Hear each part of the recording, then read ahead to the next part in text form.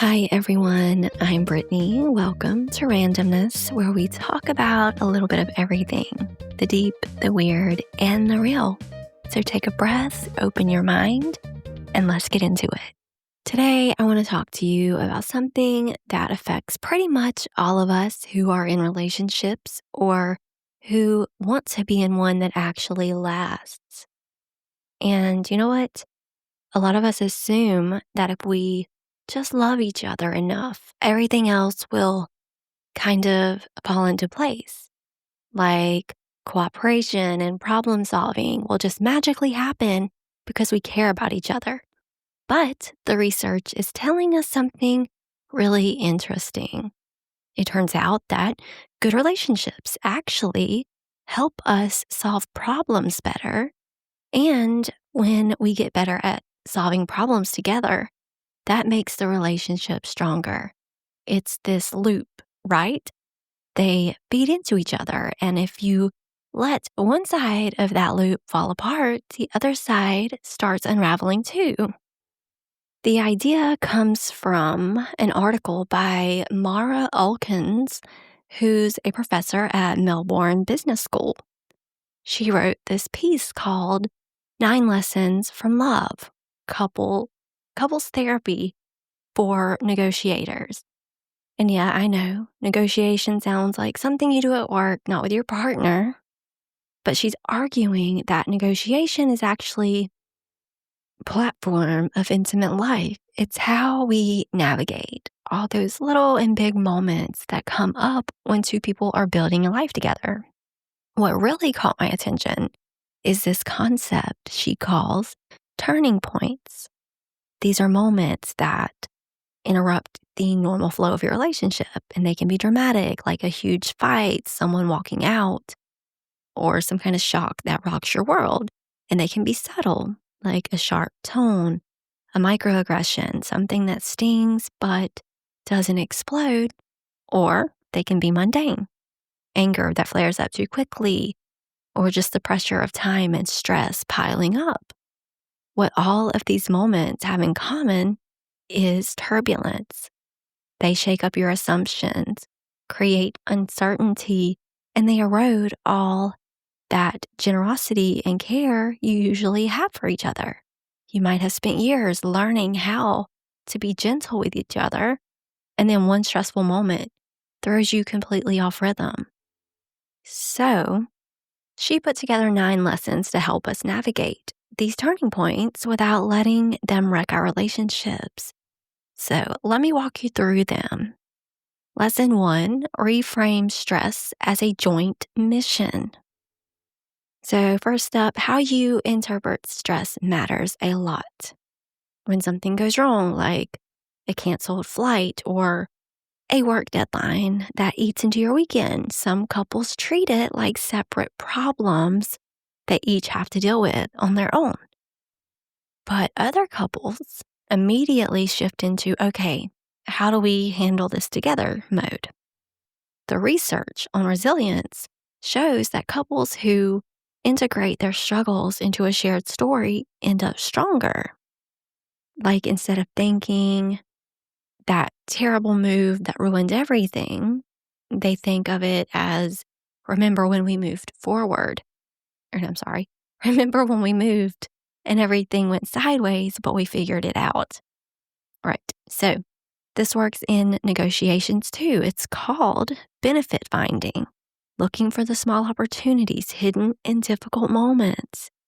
So if you're having a tense conversation about household chores, you could reframe it as a chance to rethink your whole division of labor in a way that actually works better for both of you. Timing matters. Reframing works best when you do it soon after the rupture, before the negative interpretation hardens like concrete. And then we got lesson 2, be nice from the start, not just at the end. Okay, this one is about emotional tone. There's this famous researcher, Dr. John Gottman, who studied thousands of couples. He found that the first few minutes of a conversation carry massive predictive wait. If you start a tough conversation with warmth, maybe a gentle joke, or just acknowledging that this is hard, you're setting a completely different foundation than if you start with criticism or defensiveness. Think about it. This is tricky, but I think we can figure it out versus you're already being unreasonable. The first one opens up space for cooperation. The second one slams the door shut immediately. And when things do get sharp, because let's be honest, they will, little tools like taking a pause, taking a breath, or even just looking away for a second can interrupt the slide into full reactivity. And the faster you can get back to positivity, the harder it is for the whole interaction to collapse. Lesson number 3, trust is built over many small moments. And here's something we get wrong a lot. We think trust is built in these big, pivotal moments, but actually, most couples say trust emerges from the small, seemingly insignificant stuff. Your partner remembering you have a big meeting and bringing you coffee. The text that says drive safe. Following through on mundane promises. The tough part is that trust is also broken in these small moments.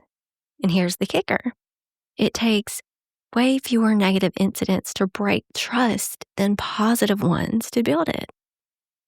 Gottman's research shows this 5-to-1 ratio. You need 5 positive interactions for every negative one.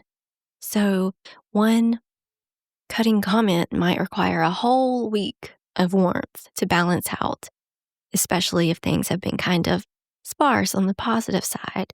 And you might feel like things are fine, but if you're only slightly tilted toward the positive, you don't have the buffer you need when a real challenge shows up. Trust isn't about grand gestures.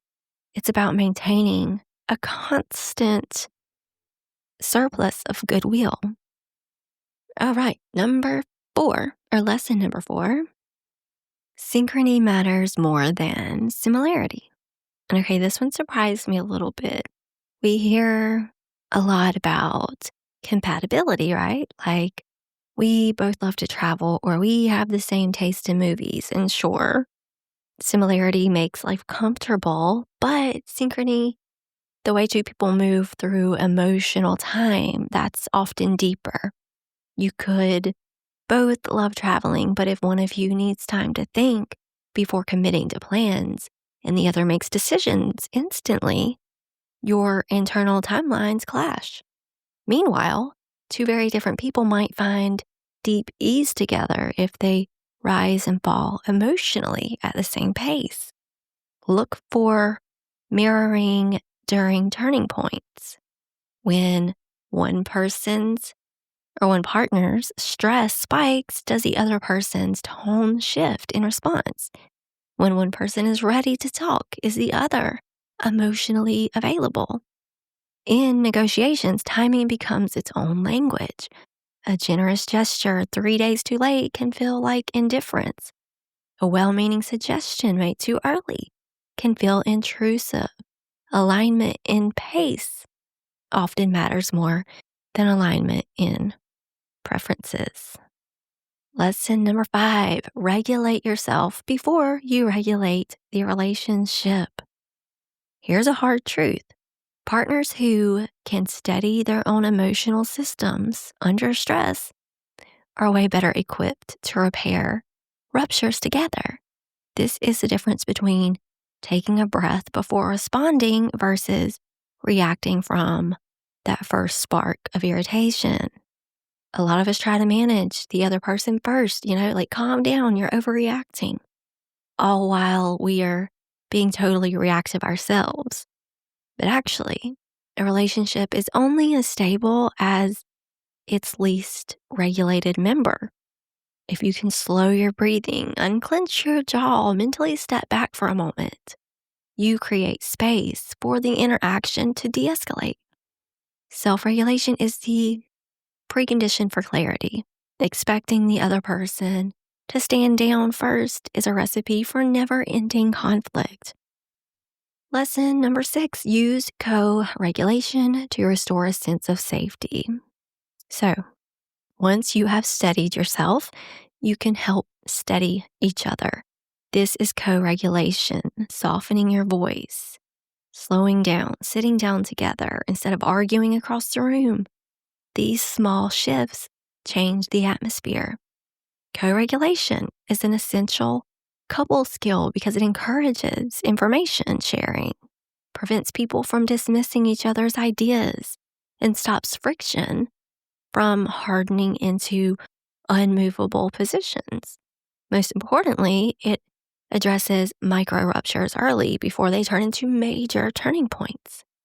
It's what happens when one partner says, let's slow down, not as a command, but as an invitation, and both people follow.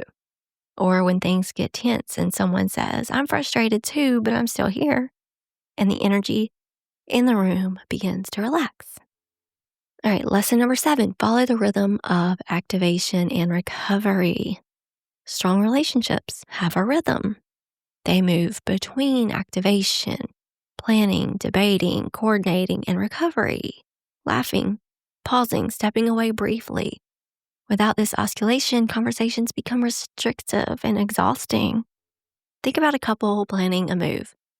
They dive into logistics, packing, dates, cost until someone snaps simply because they haven't had a moment to breathe.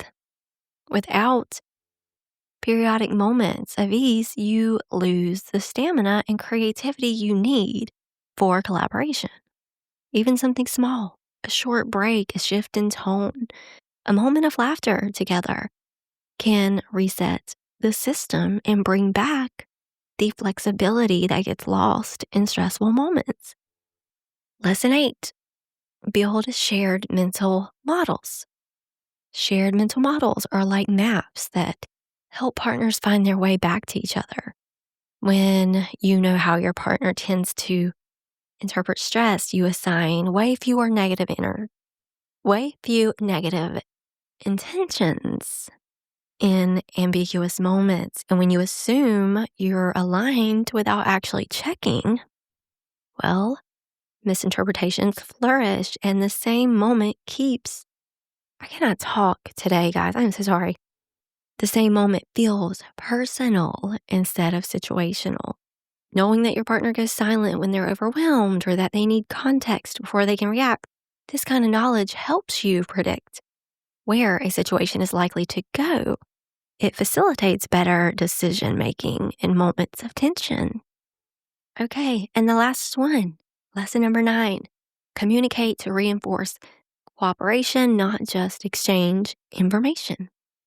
Communication has 2 layers. There's the informational layer, what is said, the facts, the content. And there's the relational layer, how it's said, the tone, the posture, the timing. Most people spend all of their energy on the informational layer and completely underestimate the relational layer, which signals warmth, alliance, and goodwill. We need to talk about money could sound like preparation or accusation, depending on how you say it. Small shifts matter here.